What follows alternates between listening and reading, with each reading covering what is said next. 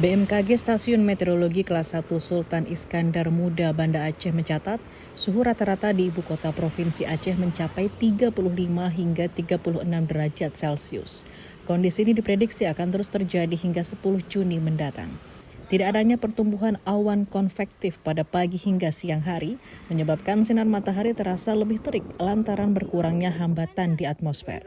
Tidak hanya berdampak pada kenyamanan aktivitas harian, cuaca ekstrem ini dapat memicu kekambuhan pada kondisi medis yang jarang disadari seperti miastenia gravis atau MG.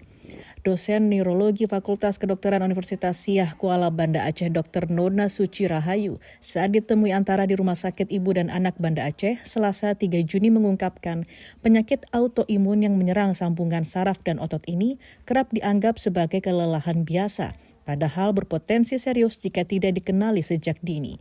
Gejala yang umum terjadi seperti kesulitan bicara, menelan, kelopak mata menurun bahkan kelemahan otot tubuh bagian atas. Sayangnya gejala ini sering dianggap hanya efek kelelahan akibat aktivitas berat di bawah cuaca panas.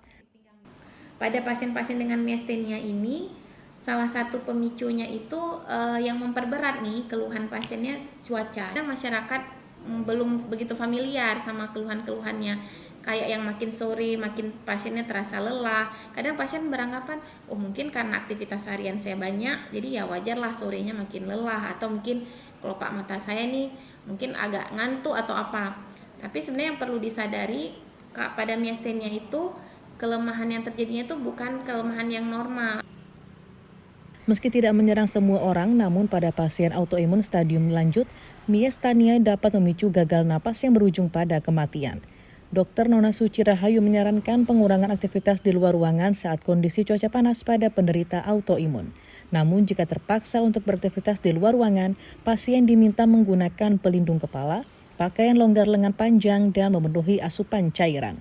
Dari Banda Aceh, Aprizal Rahmat, Kantor Berita Antara mewartakan.